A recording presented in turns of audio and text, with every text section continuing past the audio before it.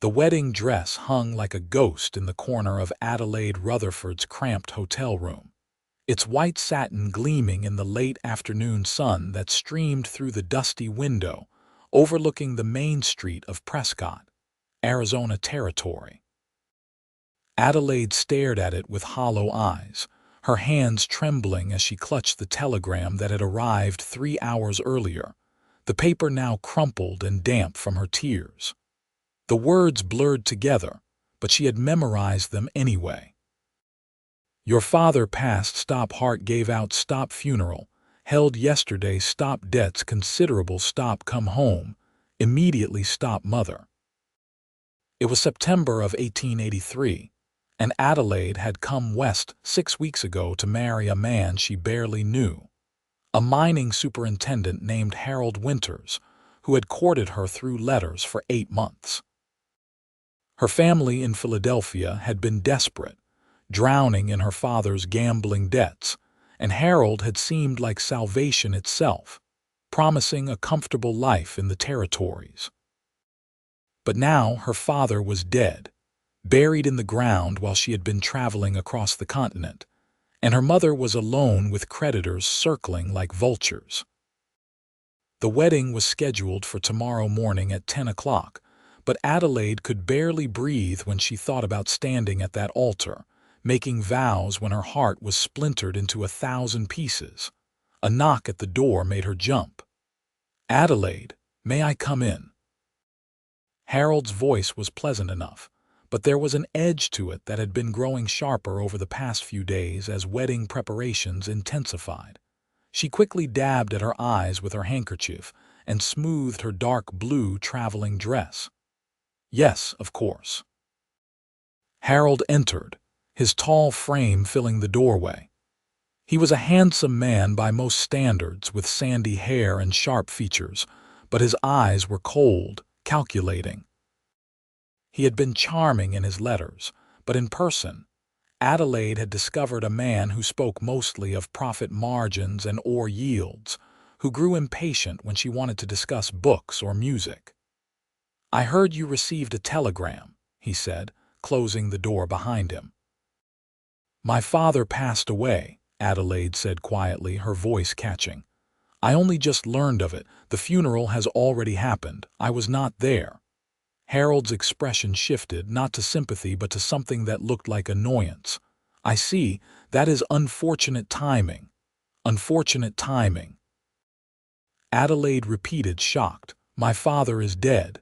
Yes, and I am sorry for your loss, Harold said, but his tone was perfunctory. However, the wedding is tomorrow. We have guests arriving, arrangements made. The minister is expecting us. Adelaide felt her chest tighten. Harold, I need time to grieve. Perhaps we could postpone for a week or two. I need to write to my mother, perhaps even return to Philadelphia for a brief visit. Absolutely not, Harold said sharply. I have business obligations. I cannot have my personal affairs disrupted at this time. The wedding will proceed as planned. But my father just died, Adelaide said, her voice rising. How can you expect me to celebrate when I am in mourning? Harold's jaw tightened. Adelaide, let me be clear. I have invested considerable time and money in this arrangement. I paid your travel expenses, arranged your accommodation, purchased your wedding band. I expect you to fulfill your obligations. What is done with your father. Delaying our marriage serves no purpose. The coldness of his words hit her like a physical blow. In that moment, Adelaide saw her future stretching before her, years spent with a man who valued her as little more than a business transaction. But what choice did she have? Her mother needed the financial security this marriage would provide. Adelaide had no profession, no means to support herself.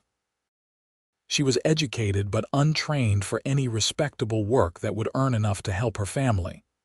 I understand, she heard herself say, though the words tasted like ash. Harold's expression softened slightly. Good. I knew you were a sensible woman. Now get some rest. You look pale. I want my bride to be radiant tomorrow. He left without kissing her, without offering any real comfort. After he was gone, Adelaide sank onto the bed and let the tears come. She cried until her head ached and her eyes were swollen, and then she cried some more. When darkness fell outside her window, she finally rose and went to the washstand, splashing cold water on her face. Looking in the small mirror, she barely recognized herself. Her brown eyes looked haunted, and her face was wan despite the flush from crying. She could not do this. She could not marry Harold Winters. But what alternative did she have? The thought came to her slowly, desperately. She could leave. Just disappear into the night, find work somewhere somehow. But even as she thought it, she knew how foolish it was. A woman alone in the territories, with no money and no connections, would not survive long.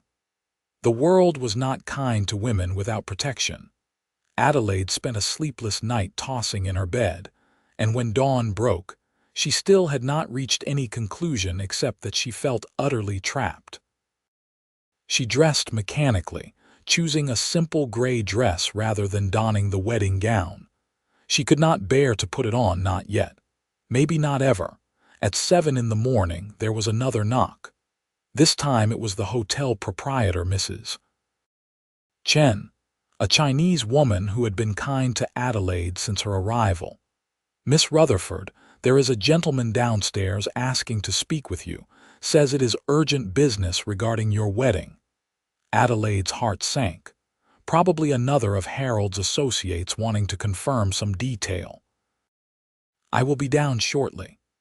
She made her way downstairs to the small parlor off the hotel lobby. A man stood by the window, his back to her.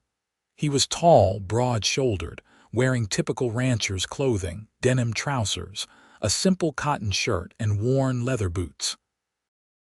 When he turned, Adelaide caught her breath. He was perhaps the most striking man she had ever seen, though not in the conventional way. Harold was handsome. His face was weathered and strong, with a square jaw and high cheekbones. His eyes were a remarkable shade of blue-gray, like storm clouds, and his dark hair was slightly too long, curling at his collar. But it was his expression that struck her most. There was a gentleness there, a kindness that she had not seen in Harold's face even once. "Miss Rutherford," he said, and his voice was deep and warm. "My name is Quinn Morrison. I own a cattle ranch about 15 miles north of town. I apologize for the intrusion, but I have information that I believe you need to hear before you marry Harold Winters." Adelaide felt her pulse quicken. "I do not understand. Do you know Harold?" "I know of him," Quinn said carefully. "May we sit?" Adelaide nodded, taking a seat on the worn velvet settee. Quinn sat across from her in a wooden chair, his hat in his hands. Up close, she could see he was probably in his late 20s, perhaps 30 at most. There was a scar along his jawline, faded with time. "Miss Rutherford, I am not a man who interferes in others' business as a rule," Quinn began. "But I was in town yesterday when I overheard Harold Winters speaking with some men at the saloon. The things he said about you troubled me greatly." Adelaide felt ice form in her stomach. "What did he say?" Quinn's expression was pained. "He was boasting to his companions about how he had acquired himself a refined Eastern bride for very little investment. He said that you were desperate, that your family was in debt, and that you had no choice but to marry him. He laughed about it, and then he said—" Quinn paused, clearly reluctant. "Please," Adelaide whispered. "Tell me." "He said that he intended to keep you isolated at his house in the mining camp, that he valued you primarily for your appearance and your ability to manage a household. He made it clear that he views you as property he has purchased." Quinn's eyes were full of sympathy. "He also mentioned that he has a violent temper when drinking, though he has hidden this from you.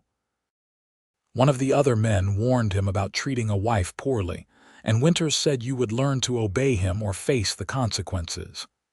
Adelaide felt the room spin. She had suspected Harold was cold, but this was far worse than she had imagined. "Why are you telling me this?" she asked. "What is your interest in the matter?" "I have no sister, but if I did, I would hope someone would warn her away from such a man," Quinn said simply. "No woman deserves to be treated that way. I know you may feel you have no choice, but I wanted you to know the truth about the man you are planning to marry." "You are right that I have no choice," Adelaide said bitterly. "My father is dead. My mother is alone and drowning in debt. This marriage is supposed to save her. If I run away, if I refuse Harold, my mother will lose everything. She may end up in a poorhouse or worse." Quinn was quiet for a moment, studying her face. "What if there was another option?" he said slowly. "What do you mean?" "What if you married me instead?" Adelaide stared at him in shock. "I beg your pardon," Quinn leaned forward, his expression earnest. "I know this sounds mad. We have only just met. But hear me out. I have a successful ranch, 3,000 acres of good grazing land, a herd of over 2,000 cattle. I have a solid house, hired hands, and a stable income. I could send money to your mother, enough to clear her debts and provide for her comfort." "But why would you do this?" Adelaide asked, bewildered. "You do not know me. You do not owe me anything." "I came to Prescott yesterday hoping to find a wife," Quinn admitted, a faint color rising in his cheeks. "I have been alone on my ranch for 5 years, since I bought it when I was 24. I built it from nothing, worked myself near to death to make it prosper.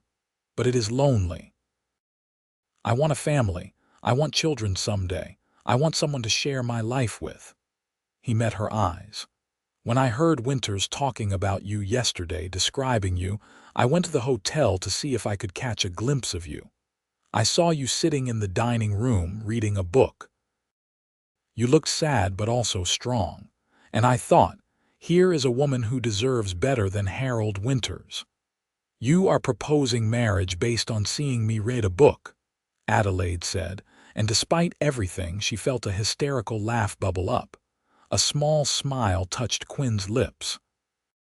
"I know it sounds foolish, but I am a good judge of character and I trust my instincts. I can offer you a life free from cruelty. I can promise that I will never raise my hand to you, never belittle you, never treat you as property. I cannot promise love, at least not yet, but I can promise respect and kindness." Adelaide's mind was reeling.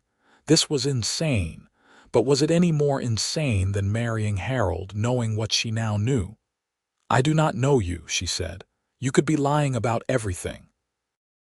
"That is fair," Quinn acknowledged. "If you want, we can go to the bank right now. The manager, Mr. Dobson, has handled my accounts for years. He can verify my financial standing.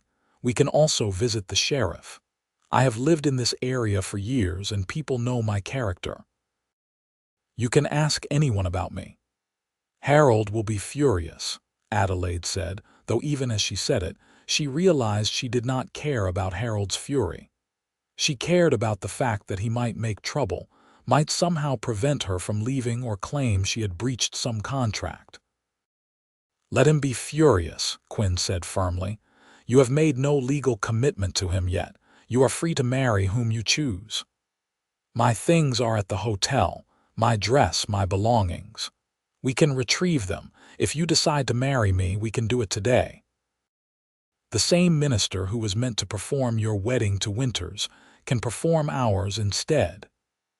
Adelaide looked at this stranger, this rancher who had appeared out of nowhere offering her a lifeline. It was madness. It was reckless. But when she thought about the alternative, about standing beside Harold Winters and promising to love and obey him, knowing he viewed her as a possession to be controlled, she felt panic claw at her throat. "All right," she heard herself say. "Let us go to the bank. Let me verify what you have told me.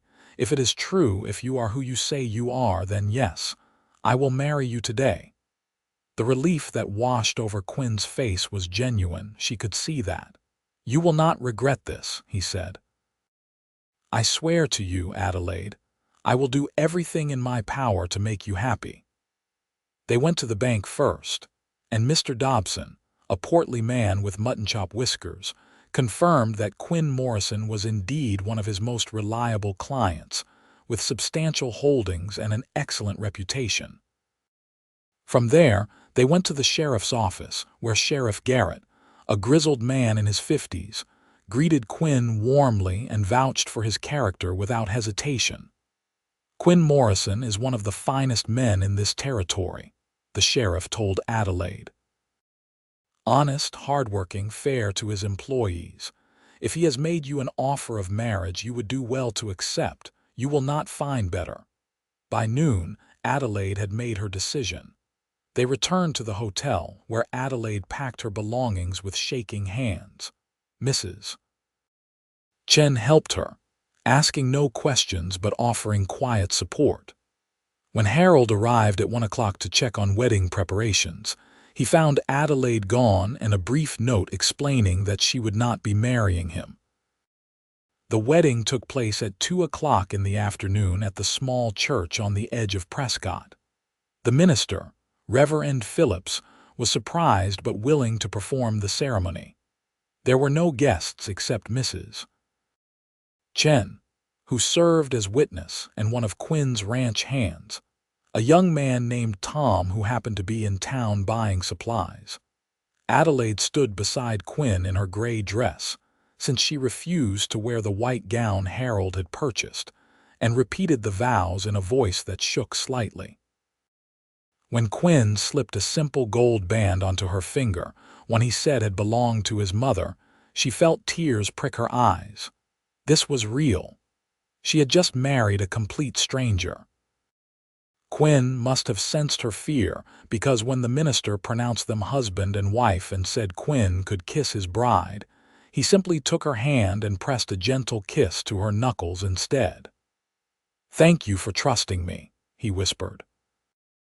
They left Prescott in Quinn's wagon as the sun began its descent toward the western horizon. Adelaide sat beside her new husband, her belongings secured in the back, and tried to comprehend what she had just done. Quinn seemed to sense that she needed quiet, so he did not press her with conversation. Instead, he simply drove, guiding the two horses along a well-worn road that headed north into rolling hills dotted with juniper and pinyon pine.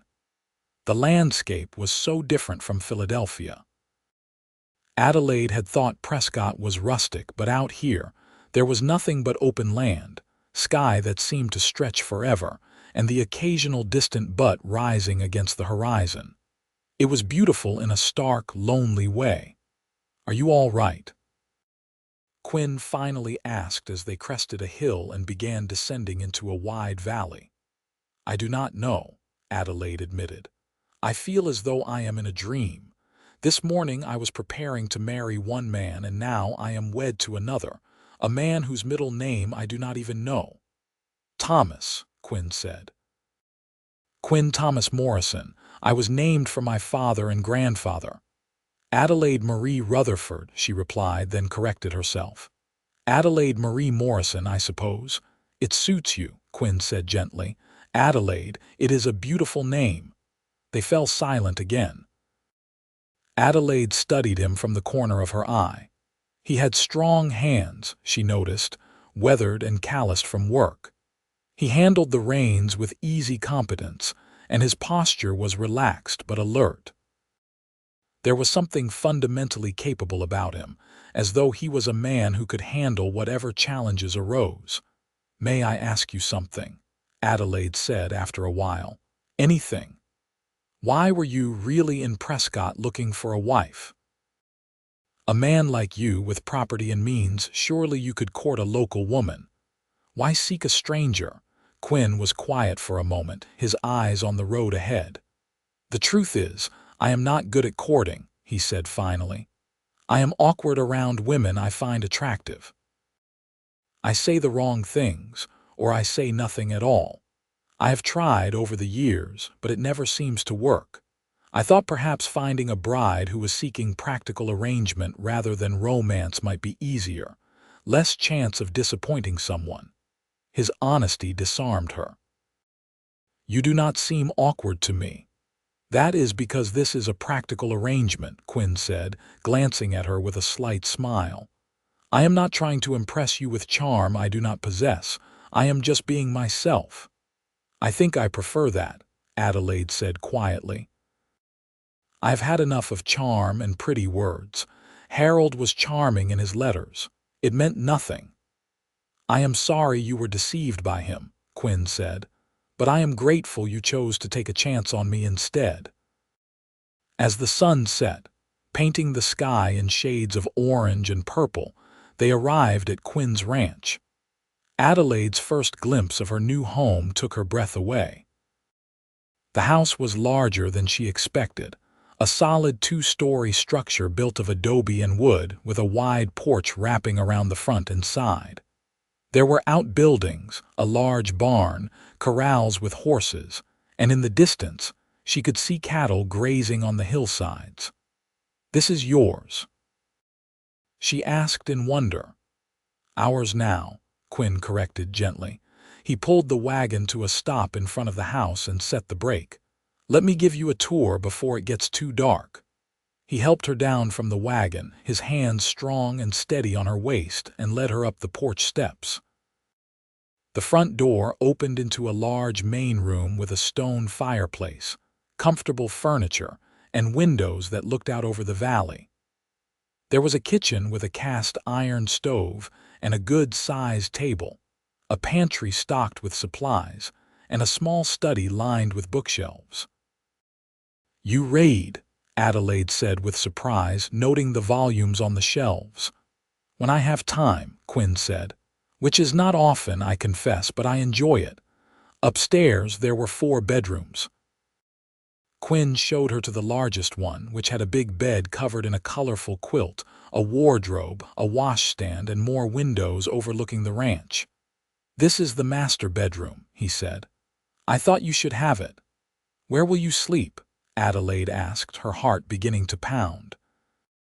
She had been trying not to think about the wedding night, about what would be expected of her. "There is another room down the hall," Quinn said, understanding immediately. "Adelaide, I meant what I said about respect. We are married legally, but I will not demand anything from you that you are not ready to give. Take whatever time you need. If you want me to sleep in a separate room for weeks or months, that is what I will do." The relief that flooded through her was so intense she felt dizzy. "Thank you," she whispered. "I know that as your wife I have certain duties, but I am not ready, not yet." "You do not owe me anything," Quinn said firmly. "Let us just try to become friends first. Everything else can wait."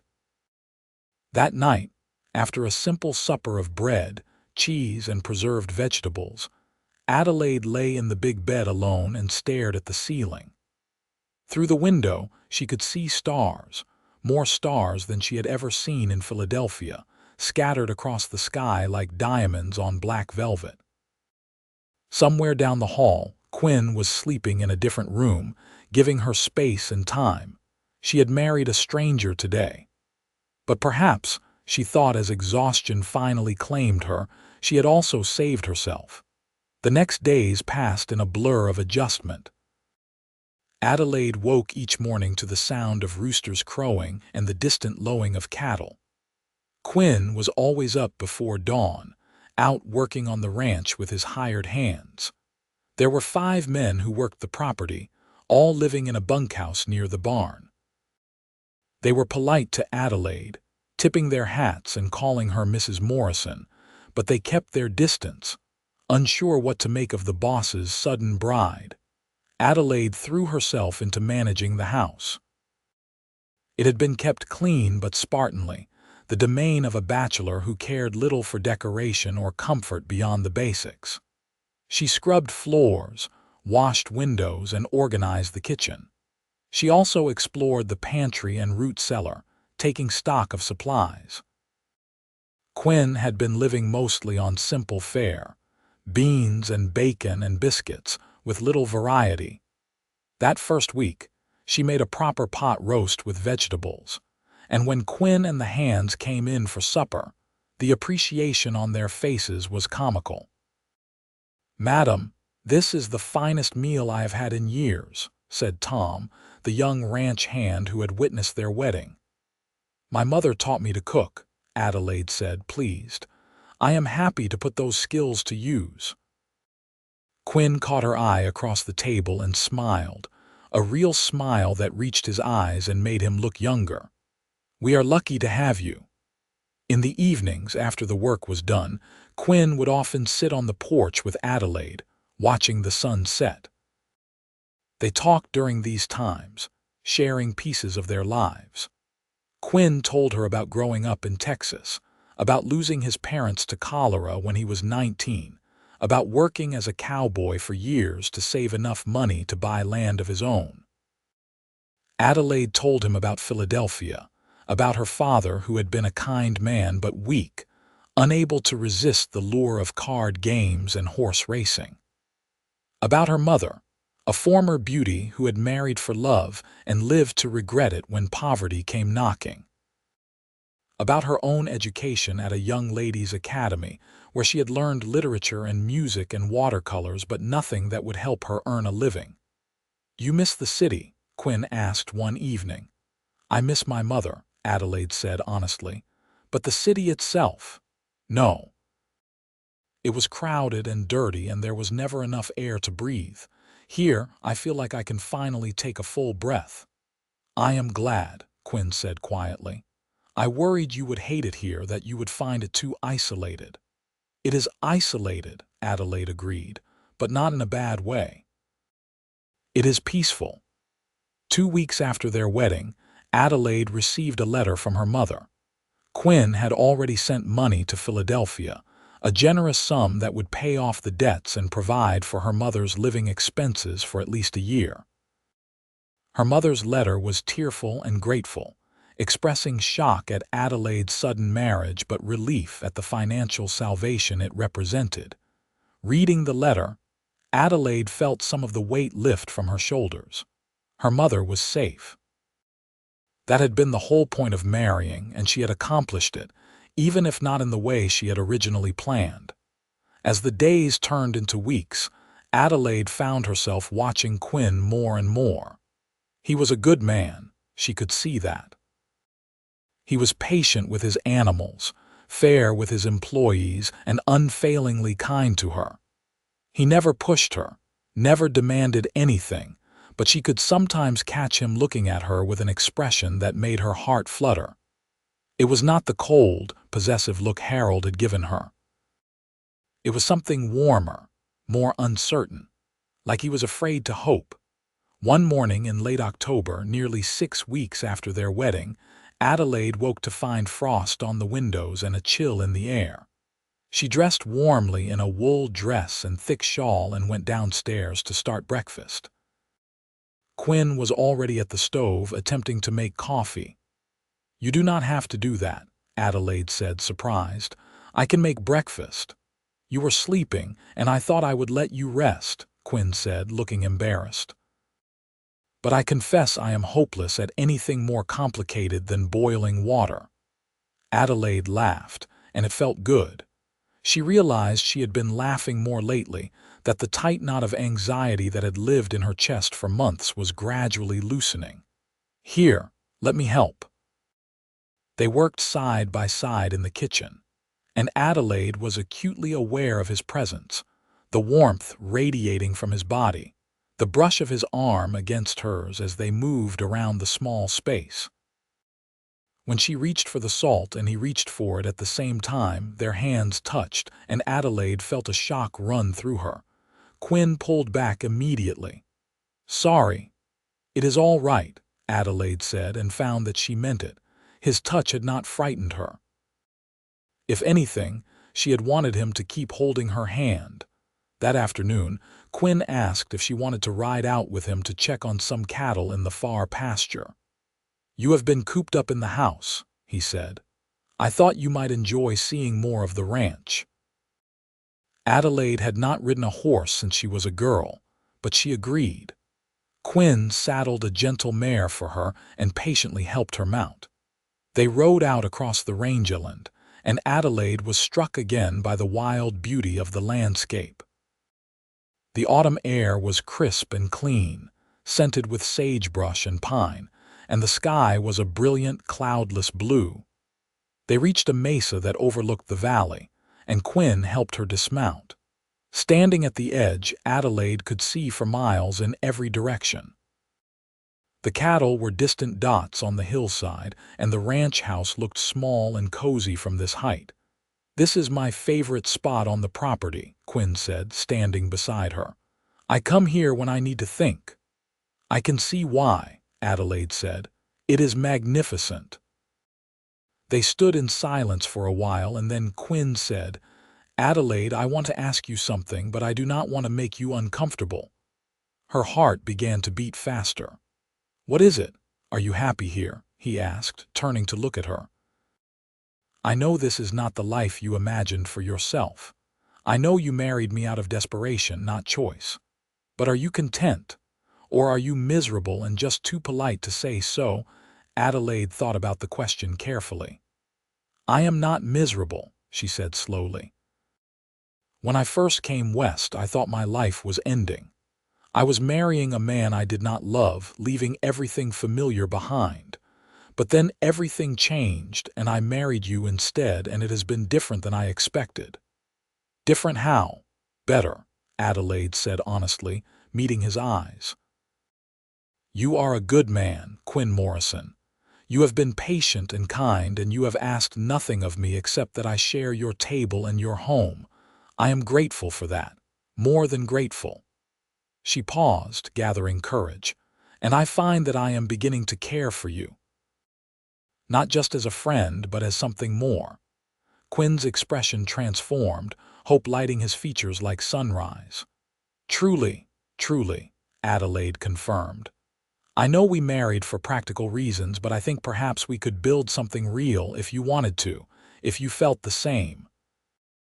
"Adelaide," Quinn said, his voice rough with emotion, "I have been half in love with you since the day I saw you in that hotel dining room. Every day since has only made it stronger. I did not want to push you, did not want to force feelings you did not have. But if you are saying what I think you are saying, I am saying I would like you to court me," Adelaide interrupted, a smile tugging at her lips. "We are married, but we barely know each other. I would like to know you better. I would like to fall in love with my husband if he is willing." Quinn reached out slowly, giving her time to pull away, and cupped her face in his calloused hand. "I am more than willing," he said softly. "Adelaide Morrison, may I court you?" "Yes," she whispered. He kissed her then, gently and carefully, as though she were something precious and fragile. Adelaide's eyes drifted closed, and she leaned into the kiss, her hands coming up to rest on his chest. His lips were warm, and he tasted like coffee and honey. When they finally pulled apart, both were breathing hard. "I have wanted to do that for weeks," Quinn admitted. "I am glad you waited until I was ready," Adelaide said, feeling her cheeks warm. They rode back to the ranch as the sun began to set, riding close together, their knees occasionally bumping. When they arrived, Quinn helped Adelaide down from her horse, his hands lingering on her waist. "Will you have dinner with me tonight?" he asked. "Just the two of us. I will ask the hands to eat in the bunkhouse." "I would like that," Adelaide said. That evening they dined by candlelight, talking and laughing like young people courting in a parlor back east. Quinn told her funny stories about his early days as a cowboy, about ornery steers and cantankerous horses. Adelaide told him about her school days, about sneaking novels when she was supposed to be practicing embroidery. After dinner, they sat together on the settee in the main room, a fire crackling in the fireplace. Quinn tentatively put his arm around her shoulders, and Adelaide nestled against his side, feeling safe and warm. "This is nice," she murmured. "Yes," Quinn agreed, pressing a kiss to the top of her head. "Yes, it is." The courtship that followed was sweet and earnest. Quinn brought Adelaide wildflowers from the hills, even though it was late in the season and he had to search hard to find blooms. He took her on rides across the ranch, showing her secret springs and hidden valleys. He read to her in the evenings from the books in his study, his deep voice stumbling occasionally over unfamiliar words but always trying. Adelaide, for her part, poured her growing affection into caring for him. She mended his worn shirts and sewed him new ones. She learned what foods he liked best and made them for Sunday dinners. She asked him about his day and listened with genuine interest to his talk of cattle and water sources and grazing rotation. The first time Quinn asked to kiss her goodnight at her bedroom door, Adelaide said yes without hesitation. The kiss was longer this time, deeper, and when they broke apart, Quinn's eyes were dark with desire, but he still stepped back, still gave her space. "Good night, Adelaide," he said, his voice husky. "Good night, Quinn." But a few nights later, when he walked her to her door, Adelaide did not let him leave. Instead, she took his hand and drew him into the room. "Stay with me," she said quietly. "I am ready. I want you to stay." Quinn searched her face. "Are you certain? I do not want you to feel obligated." "I am certain," Adelaide said, and she was. Somewhere in the past weeks, affection had deepened into love. She loved this gentle, strong man who had saved her from a terrible fate and asked nothing in return. She loved his kindness and his honesty. She loved the way he looked at her like she was the most beautiful thing he had ever seen. "I love you, Quinn Morrison." His face broke into a smile of pure joy. "I love you too, Adelaide, so much." That night, they became husband and wife in truth, and it was nothing like Adelaide had feared. Quinn was tender and patient, attuned to her every response, making sure she felt safe and cherished. Afterward, as they lay tangled together in the big bed, Adelaide felt a contentment she had never known. "No regrets," Quinn murmured, his fingers tracing patterns on her shoulder. "None," Adelaide said, tilting her face up to kiss him. "Only gratitude." As winter set in, Adelaide and Quinn settled into married life with deepening happiness. They woke together, worked together, and fell asleep in each other's arms every night. The ranch ran smoothly under Quinn's management, and Adelaide discovered she had a talent for keeping accounts and managing supplies. She took over the ranch's bookkeeping, and Quinn praised her sharp mind and careful records. In December, Adelaide received another letter from her mother, this one filled with news. The debts were paid, and her mother had moved to a smaller but respectable house in a better neighborhood. She had joined a ladies' society and was doing well. She also mentioned that she had heard through mutual acquaintances that Harold Winters had left Prescott after some scandal involving mismanagement of mining funds. Adelaide felt nothing but relief at that news. Christmas was a revelation for Adelaide. Quinn cut down a small pine tree and set it up in the main room, and Adelaide decorated it with strings of popcorn and paper ornaments she made herself. She had knitted Quinn a warm scarf and mittens from wool she had purchased in town. He gave her a beautiful carved wooden box for her jewelry and letters, which he had made himself in secret over long evenings in the barn. On Christmas night, after a feast of roasted chicken and all the trimmings, Quinn pulled Adelaide into his lap in front of the fire. "I have something else for you," he said. "Quinn, the box was more than enough." "This is not a thing exactly," he said, looking nervous. "It is more of a promise. Adelaide, I know we married in haste and unusual circumstances. But I want you to know that I consider our marriage a true one, blessed and meant to be. I promise to love you and cherish you every day for the rest of my life. I promise to work hard to give you the life you deserve. And I promise that I will always be honest with you, always listen to you, and always treat you as my equal partner." Tears filled Adelaide's eyes. "Quinn, That is the most beautiful gift anyone has ever given me. There is one more thing, he said, reaching into his pocket. He pulled out a small velvet pouch and shook a delicate gold locket into his palm. This was my mother's.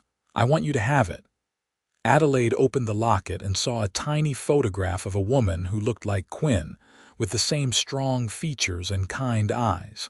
She is beautiful. She would have loved you, Quinn said softly. You remind me of her, actually. She was strong and brave, and she never complained even when times were hard. Adelaide fastened the locket around her neck and kissed her husband deeply. Thank you for everything. For saving me, for loving me, for giving me a home. Thank you for taking a chance on me, Quinn replied.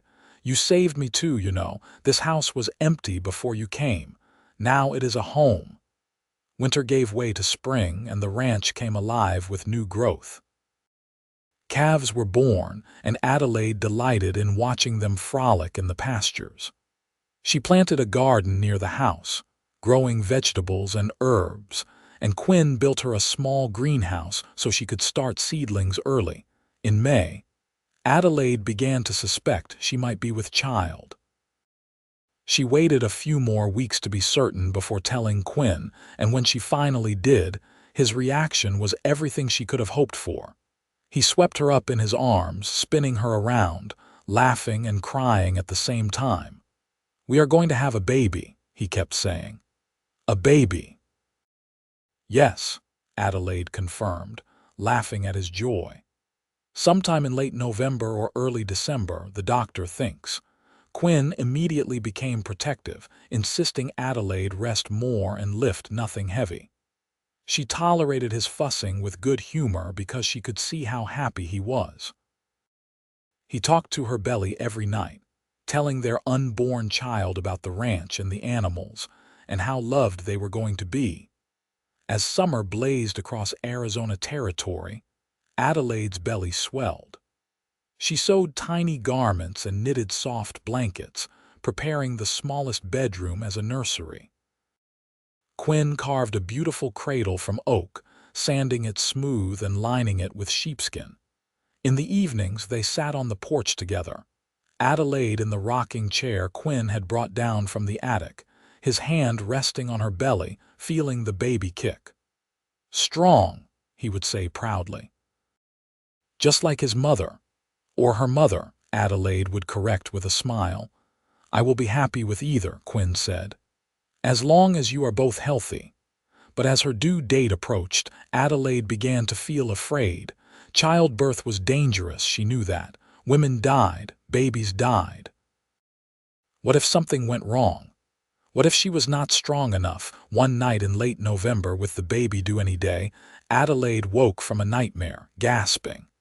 She had dreamed of dying, of leaving Quinn alone. He woke immediately, pulling her into his arms. What is wrong? Are you in pain? Is it the baby? No, Adelaide said, trembling. I am just frightened, Quinn. What if I am not strong enough? What if I cannot do this? Quinn held her close, stroking her hair. Adelaide, listen to me. You are the strongest person I know. You left everything you knew and came west alone. You had the courage to walk away from a terrible situation and marry a stranger. You have built a life here from nothing. You can do this. But what if I cannot? Adelaide whispered. What if something goes wrong? Quinn pulled back so he could look into her eyes. His face was serious, full of love and determination. Then I will be strong for both of us, he said firmly. If you falter, I will catch you. If you are afraid, I will be brave. You are not alone, Adelaide. You will never be alone again. We are in this together, you and me, and we will face whatever comes. His words settled something in Adelaide's chest, easing the tight knot of fear. I am not strong enough, she said, testing the words. I will be strong for both of us, Quinn repeated, kissing her forehead, her cheeks, her lips. I promise. Whatever happens, I will be here. 3 days later, Adelaide's labor began in the early morning hours. Quinn sent Tom riding for the doctor and for a midwife from a neighboring ranch. But Adelaide's labor progressed faster than anyone expected. By the time the midwife arrived, Quinn had already helped Adelaide deliver a healthy baby boy, following instincts and the midwife's shouted instructions through the door. When the midwife finally bustled in, she found Quinn sitting on the bed, cradling his wife with one arm while she held their newborn son. Both parents were crying and the baby was wailing lustily. "Well," the midwife said with approval, "looks like you managed just fine without me." The doctor arrived an hour later and confirmed that both mother and baby were in excellent health. After everyone had left and they were alone, Adelaide looked up at Quinn with exhausted but joyful eyes. "We did it." "You did it," Quinn corrected. "You were so brave, Adelaide, so strong." "We did it together," Adelaide insisted. "You kept your promise. You were strong for both of us." They named the boy James after Adelaide's father, and he was perfect in every way. Quinn was a devoted father from the first moment, changing diapers and walking the floor with a fussy baby at night so Adelaide could rest. He talked to his son constantly, telling him about the ranch and the cattle and his beautiful, brave mother. The first year of James's life passed in a blur of sleepless nights and precious milestones. His first smile, his first tooth, his first word, which was "Da," much to Quinn's delight and Adelaide's mock indignation. The ranch continued to prosper, and Quinn hired additional hands so he could spend more time with his family.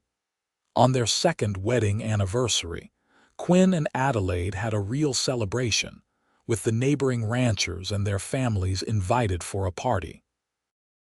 Adelaide wore a new dress she had sewn herself, deep green that brought out the color of her eyes, and Quinn could not take his eyes off her all evening. "Happy anniversary, Mrs. Morrison," he said as they danced together to music provided by a fiddler from town. "Happy anniversary, Mr. Morrison," Adelaide replied. "Have I told you lately that marrying you was the best decision I ever made?" "Only about every day," Quinn said with a grin, "but I never get tired of hearing it." "Well, get ready to hear it for the rest of our lives," Adelaide said, "because I intend to keep saying it." When James was 2 years old, Adelaide found herself pregnant again.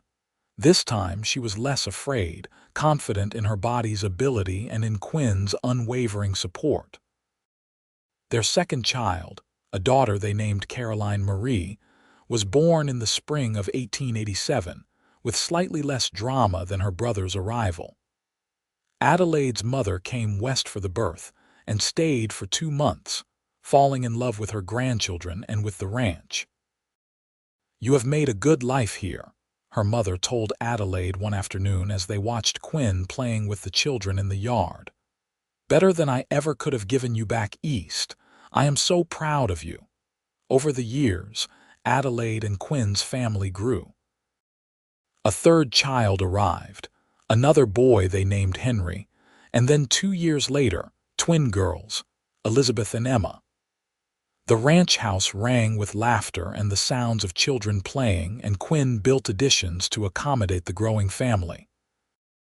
Adelaide's days were full and busy, managing the household, caring for the children, and still helping Quinn with the ranch accounts. But she was happier than she had ever dreamed possible. Every morning, she woke in Quinn's arms, and every night she fell asleep listening to him breathe beside her. Quinn never stopped courting her, even after years of marriage.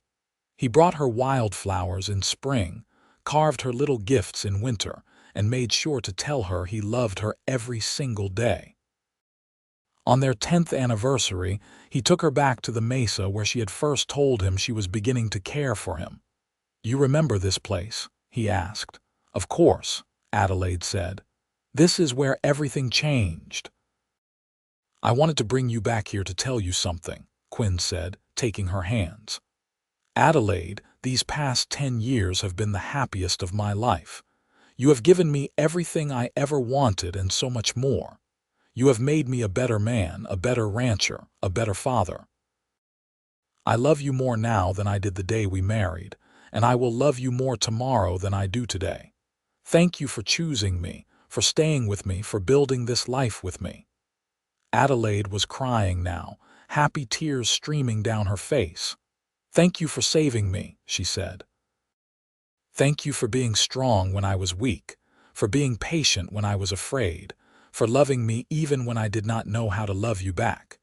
You are my heart, Quinn Morrison. You and our children are my whole world." They kissed there on the mesa, the wind whipping around them, and Adelaide felt the same flutter in her chest that she had felt the first time he kissed her. Some things never changed. As the years passed, Adelaide and Quinn watched their children grow. James showed a natural talent for ranching and spent every spare moment following his father around, learning the business. Caroline was bright and bookish, always reading, reminding Adelaide of herself at that age. Henry was the wild one, constantly getting into mischief, but always charming his way out of trouble. The twins were inseparable, finishing each other's sentences and conspiring together. Adelaide's mother moved to Prescott permanently, living in a small house Quinn bought for her in town. She visited the ranch often, doting on her grandchildren and marveling at how her daughter had flourished in the West.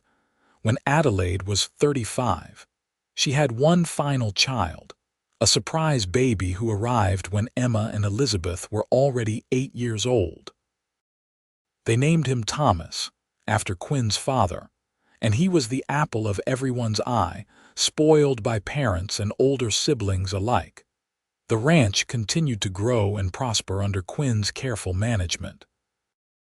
He bought additional land, expanded the herd, and became one of the most respected ranchers in the territory.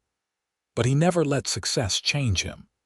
He remained the same kind, hardworking, gentle man Adelaide had married all those years ago.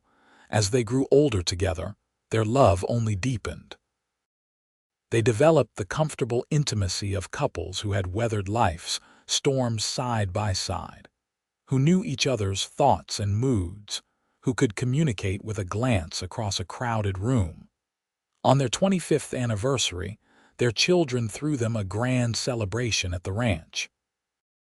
James, now a man of 24 running much of the ranch operations himself, gave a toast.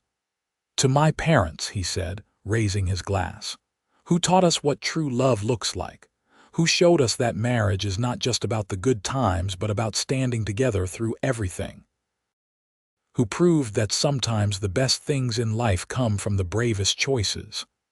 Adelaide looked at Quinn, found him already looking at her, his eyes full of love and pride.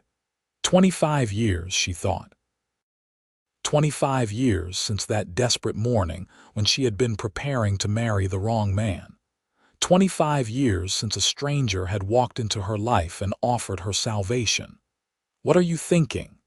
Quinn asked later that night as they prepared for bed. "I was thinking about the day we met," Adelaide said. "About how terrified I was, how lost I felt. About how you appeared like an answer to a prayer I had not even prayed yet." "I was the lucky one," Quinn said, pulling her into his arms. "I got the bride I didn't deserve." "You deserved everything good," Adelaide said firmly. "You deserved love and family and happiness, and I am so glad I got to be the one to give you those things." "You gave me everything," Quinn said softly. "Everything I have, everything I am, is because you said yes that day. Because you were brave enough to trust a stranger." "Best decision I ever made," Adelaide said, repeating the words she had said so many times over the years. "Best day of my life," Quinn replied, kissing her. As Adelaide Morrison drifted off to sleep that night, surrounded by the sounds of her home, her children under the same roof, her husband's arms around her, she thought about that young, frightened girl who had stood in a hotel room in Prescott all those years ago. She wished she could go back and tell her that everything would be all right, that the terrifying leap of faith she was about to take would lead to more joy than she could imagine. But then again, maybe that girl would not have believed it. Some things you had to live to understand. Some blessings you had to experience to appreciate. The years continued to pass in a gentle rhythm of seasons and celebrations. Adelaide and Quinn became grandparents when James married a sweet girl from Prescott and had children of his own. Caroline became a teacher, opening a school in town for the children of ranching families. Henry took over a section of the ranch and started his own breeding program. The twins married brothers from a neighboring ranch and stayed close to home. And little Thomas grew into a fine young man with his father's kind heart and his mother's sharp mind. Adelaide's hair turned silver, and Quinn's face grew more lined, but they still held hands when they walked, still kissed each other good night, still said, "I love you," every single day. The ranch was now run mostly by the younger generation, but Quinn still rode out most mornings to check on things, and Adelaide still kept the books, her eyes needing spectacles now but her mind as sharp as ever. On a warm spring afternoon when Adelaide was 62 and Quinn was 64, they sat together on the porch, watching their grandchildren play in the yard. There were 8 of them now, ranging from toddlers to teenagers, and their laughter filled the air. "We did well," Quinn said contentedly, his hand covering Adelaide's. "We did," Adelaide agreed. "Who would have thought that day in Prescott that we would end up here?" "I would have," Quinn said. "I took one look at you and knew you were meant to be mine. I just had to convince you of it." "It did not take much convincing," Adelaide said with a smile. "You were rather persuasive." "I was desperate," Quinn corrected. "I could not let you marry that terrible man. I had to try." "Thank God you did," Adelaide said softly. "Thank God you had the courage to interfere in a stranger's life." "Thank God you had the courage to say yes," Quinn replied. They sat in comfortable silence, watching the sun paint the sky in shades of gold and pink. This was Adelaide's favorite time of day, when the work was done and the family was gathered, when she could simply be still and appreciate all she had been given. "Adelaide," Quinn said after a while. "Yes. If you had it to do over again, would you change anything?" Adelaide thought about the question seriously. She thought about all the challenges they had faced over the years, the hard winters when they had worried about the cattle, the drought year when they had almost lost everything, the illnesses and injuries and heartaches that were part of any long life, the sleepless nights with sick children, the arguments and disagreements that even the happiest marriages endured. "No," she said finally, "I would not change a single thing. Every trial made us stronger. Every difficulty brought us closer. I would live it all again exactly the same way, as long as it meant ending up here with you." Quinn lifted her hand to his lips and kissed it, just as he had done on their wedding day all those years ago. "I love you, Adelaide Morrison, more than words can say." "I love you too, Quinn Morrison. Thank you for being strong when I was weak. Thank you for keeping your promise." "Always," Quinn said. "For both of us, always." As the sun set over the ranch, Adelaide leaned her head on her husband's shoulder and closed her eyes, feeling perfectly content. She thought again of that terrified girl in the hotel room, the one who had whispered, "I'm not strong enough," and smiled at the memory of Quinn's response. "I'll be strong for both of us." He had kept that promise every day of their marriage. Through childbirth and child-rearing, through droughts and difficulties, through every challenge life had thrown at them, he had been her rock, her strength, her partner in every way. But the beautiful truth was that she had become strong too. Strong enough to build a life in a harsh land. Strong enough to raise 6 children. Strong enough to be a true partner to the man she loved. Quinn's strength had not replaced hers. It had supported her while she found her own. Together they had built something lasting. A family, a legacy, a love that would endure long after they were gone. Their children had seen what a true marriage looked like, and they were building their own lives on that foundation. Their grandchildren would grow up knowing they came from love, that they were the fruits of a choice made in desperation that had bloomed into something beautiful. The stars began to appear in the darkening sky, and Quinn helped Adelaide to her feet. "Let's go inside," he said gently. "It's getting cold." They walked into the house together, arms around each other, and Adelaide thought that this was what happiness looked like. Not a single perfect moment, but thousands of small moments strung together like beads on a string. Mornings waking beside the person you loved, evenings watching the sunset together. Years of shared labor and shared joy.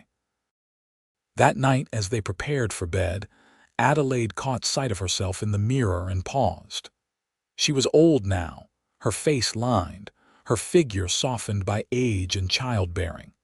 She bore little resemblance to the young woman who had arrived in Prescott all those years ago. Quinn came to stand behind her, his own face reflected beside hers. "What are you thinking?" "That we have gotten old," Adelaide said with a smile. "Nonsense," Quinn said, kissing her temple. "You are just as beautiful as the day I first saw you." "You are a terrible liar," Adelaide said fondly. "But I love you for it." "I am not lying," Quinn insisted. "You are beautiful to me. You always will be." Adelaide turned in his arms and kissed him. And even after all these years, she still felt that spark, that flutter in her chest that told her this was the right man, the right choice, the right life. They climbed into bed together, and Quinn pulled Adelaide close, her head resting on his shoulder as it had for more than 40 years. Outside, the wind whispered through the pines, and somewhere in the distance, a coyote called to the moon. "Quinn," Adelaide murmured sleepily. "Hum. Thank you for everything, for this life, for our family, for loving me." "Thank you for saying yes," Quinn replied, his hand stroking her hair. "Thank you for being brave." Adelaide drifted off to sleep with a smile on her face, safe and loved and home. The years continued their gentle march. Adelaide and Quinn celebrated their 50th wedding anniversary, surrounded by children, grandchildren, and even a few great-grandchildren. They cut a cake together, laughed at the stories their children told about growing up on the ranch, and danced together to the same fiddler who had played at their second anniversary party. Now old and gray like them, but still able to coax sweet music from his instrument. When Adelaide was 70 and Quinn was 72, they sat together on the porch one evening, watching a summer storm roll across the valley. Lightning flickered in the distance, and thunder rumbled, but the rain had not reached them yet. "Beautiful, is it not?" Adelaide said. "Yes," Quinn agreed, but he was not looking at the storm. He was looking at her. Adelaide turned to find his gaze on her, full of tenderness. "What?" "Just memorizing this moment," Quinn said. "You, me, the storm coming in. I want to remember it forever." "You are getting sentimental in your old age," Adelaide teased gently. "Maybe," Quinn admitted. "Or maybe I am just grateful for every moment I get with you. Every day is a gift, Adelaide." She reached for his hand, their fingers intertwining automatically after so many years of practice. "Every day," she agreed. They sat together as the storm arrived, rain drumming on the roof of the porch, wind sending leaves and dust swirling across the yard. They did not go inside. They just sat, hand in hand, watching nature's power and beauty unfold before them. When the storm passed and the sun broke through the clouds, painting a rainbow across the valley, Adelaide turned to Quinn. "Do you remember what you told me the night before James was born, when I said I was not strong enough?" "I will be strong for both of us," Quinn said immediately. "I remember every word of that night." "You kept that promise," Adelaide said, her eyes shining with tears. For 50 years you have kept that promise through everything. It was easy, Quinn said simply. Loving you, supporting you, being strong for you when you needed it. That was the easiest thing I ever did. I hope I gave you the same, Adelaide said. You gave me everything, Quinn replied firmly. Adelaide, you were my salvation just as much as I was yours. Before you, I was just a lonely man building a ranch for no particular reason. You gave me purpose. You gave me a family. You gave me a reason to work hard and plan for the future. You made my life mean something. They kissed as the last rays of sunlight broke through the clouds, gilding everything in gold. Adelaide Morrison lived to be 83 years old, and Quinn lived to be 85. They spent their final years in the ranch house they had made into a home, surrounded by family who loved them. They remained devoted to each other until the very end, still holding hands, still saying, "I love you," still being each other's strength. When Adelaide passed away peacefully in her sleep on a cold December night, Quinn held her hand and whispered promises of love that would transcend even death. He followed her 18 months later. His children and grandchildren gathered around his bed as he smiled and said he could see her waiting for him. They were buried side by side on a hill overlooking the ranch, their graves marked with simple headstones that bore their names and a single inscription chosen by their children. Together in love, together in strength, together forever. The ranch continued through the generations, each new Morrison adding to the legacy Adelaide and Quinn had built. James's children and grandchildren ran it with the same dedication and love that their ancestors had shown.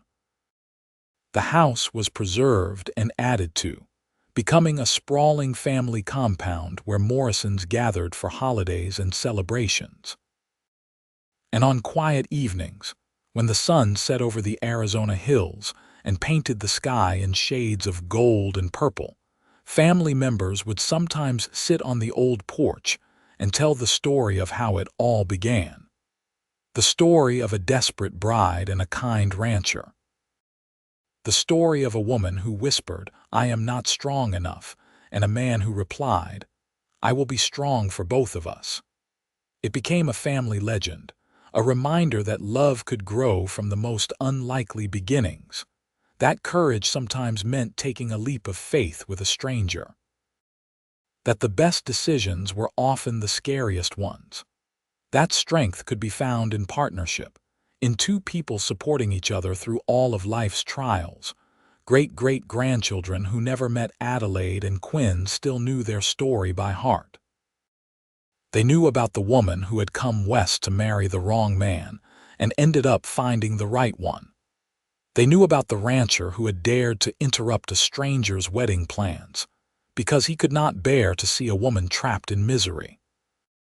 They knew about the 50 years of love and partnership that had followed, the family that had grown from one brave choice. And sometimes, on those quiet evenings, the older family members would swear they could feel Adelaide and Quinn's presence still, watching over the ranch they had built, the family they had created, the love they had proven would endure far beyond their mortal years. Because some love stories do not end with death. Some love stories become part of the very fabric of a place, woven into the land and the sky and the hearts of everyone who comes after. Some love stories become immortal. This was one of those stories. The story of Adelaide and Quinn Morrison, who had proven that strength comes in many forms. That sometimes being strong means admitting you need help. That true partnership means carrying each other through the hard times. That love, real love, is not about grand gestures but about showing up every day, keeping your promises and being there when you are needed most. Their legacy lived on in the ranch that still bore the Morrison name, in the descendants who carried their blood, in the values they had instilled in their children and grandchildren. Hard work, honesty, kindness, and above all, the understanding that family was everything. On the 100th anniversary of Adelaide and Quinn's wedding, the Morrison family gathered at the ranch for a massive celebration. Dozens of descendants came from all over the country, some still living in Arizona, others who had moved away but still considered the ranch home. They toured the old house, now carefully preserved, pointing out the kitchen where Adelaide had cooked countless meals, the study where Quinn had kept his books, the bedroom where 6 children had been born and 2 people had loved each other for more than 50 years. They gathered at the graves on the hill, laying wildflowers that Adelaide had loved and speaking words of gratitude for the legacy they had inherited. They told the story again, the one about "I am not strong enough" and "I will be strong for both of us," and many found themselves wiping away tears. Because it was not just a story about their ancestors. It was a story about what love could be, what marriage could be, what family could be. It was a reminder that the choices they made mattered, that courage and kindness could change not just one life but generations of lives. As the sun set on that 100th anniversary, the current head of the Morrison family, Adelaide's great-great-grandson who bore Quinn's name, stood on the old porch and looked out over the land that had sustained his family for a century. He thought about the young woman who had been so afraid, who had believed she was not strong enough for what lay ahead. He thought about the man who had promised to be strong for both of them and had spent a lifetime keeping that promise. And he smiled because he understood now what Adelaide and Quinn had known all along. Strength was not about never being afraid, never being weak, never needing help. Strength was about facing your fears anyway, about admitting when you needed support, about finding someone who would stand beside you and promise to carry you when you could not walk alone. Most of all, strength was about choosing love, even when it was scary, even when it was uncertain, even when it meant taking the biggest risk of your life. Adelaide had been strong enough after all. She had been strong enough to say yes to a stranger, to build a life in a wild land, to bear and raise 6 children, to be a true partner to the man she loved. But she had never had to be strong alone, and that made all the difference. As darkness fell and stars began to appear in the vast Arizona sky, Quinn Morrison V made a silent promise to his ancestors resting on the hill. He promised to honor their legacy, to remember their story, to pass it on to his own children someday. He promised to look for the same kind of love they had found, the kind that endured and strengthened and grew richer with time. And somewhere, in that space between earth and sky where the veil grows thin, perhaps Adelaide and Quinn Morrison smiled at each other, their hands still intertwined as they had been in life, knowing that their love had become something greater than they could have imagined on that desperate day in Prescott when their story began. A love that would never die, a strength that would never fade, a promise kept forever.